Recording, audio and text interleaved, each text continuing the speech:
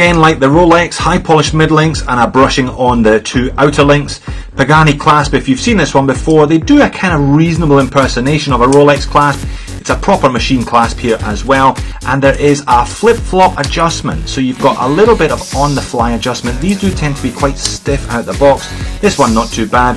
If you want to adjust it here, you can see there are indents for micro adjust. You do need quite a fine Bergeron tool to do that, but it's not impossible. It's just a bit fiddly. I guess that's why they give you the on-the-fly as well. I'll pop in some macro on the dial, and it's actually all well done for the money.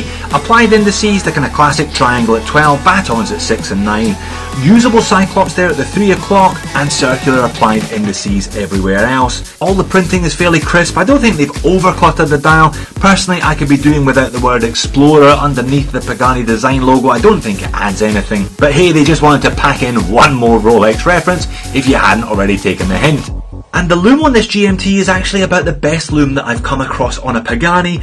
You don't get much loom for less than $100. I haven't really encountered any dive style watches with good loom for less than a ton, but this one doesn't do too badly for itself. The GMT hands loomed, and the main hour and minute hands do a reasonable job of hanging on in there towards the end of the 20-minute test period. So display case back, screw down, 100 meters of water resistance and solid end links. Now that movement is a Pearl DG 5833 GMT. Not much information I could find about it. I've also had it referred to as a Mingju 5833. I popped both of these on the time grapher with the kind of default 53-degree lift angle. The Pepsi one was running a little fast, coming in plus 15, plus 20. I actually got pretty good results from the Pac-Man. That was running at plus 2, plus 3, plus 4. Both of them, to give them their due, had healthy amplitudes and minimal beat errors. There is, however, a lever for adjustment here, so if you want to take the back off, it shouldn't be too difficult, and you can tweak the timing of these yourself if you're so inclined. So if you unscrew the crown to the first position, the movement can be manually wound by rolling the crown forward. Pull it out to the second position. If you roll the crown forward, you control the date there. As you can see, if you roll it backwards, GMT hand is fully independent, so it isn't slaved in the way that the Vostok GMT was that I reviewed a few months ago, and it doesn't only click forward half an hour at a time like the ETA 2893s in the Christopher Ward and the Zelos that I reviewed a couple of weeks ago. So to that end, it's really not that bad. Pull it out one more and the movement hacks, and the hour and minute hand can be adjusted thereafter. No issues with this one either, with the crown all screwing down, threaded quite nicely. And they really do look more expensive than the price tag suggests when you get them on the wrist.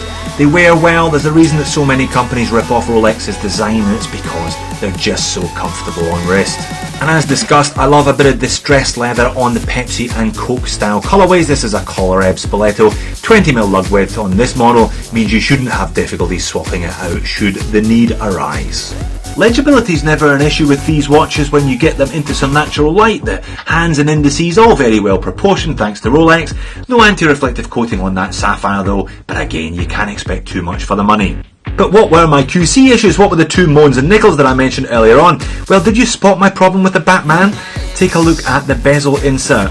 That blue should extend halfway up the 6 and not kind of halfway down the 6. I did email Pagani about this. I sent them a photo and they said that they were aware of the mistake, that they had taken steps to rectify it, and that all models that were being sold from this point on would have the correct insert. But have you bought one before now? Did you get the same bezel insert as me? It's not perhaps crushingly noticeable, but it's not great, is it?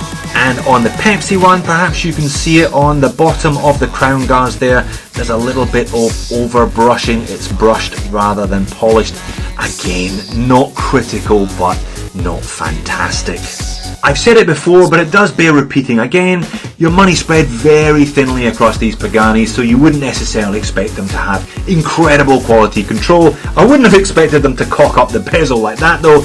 Glad to hear that they have resolved that issue for all future sales. So don't expect a Rolex, don't expect an heirloom, don't expect perfection, but you can expect something that looks fantastic and offers more for you.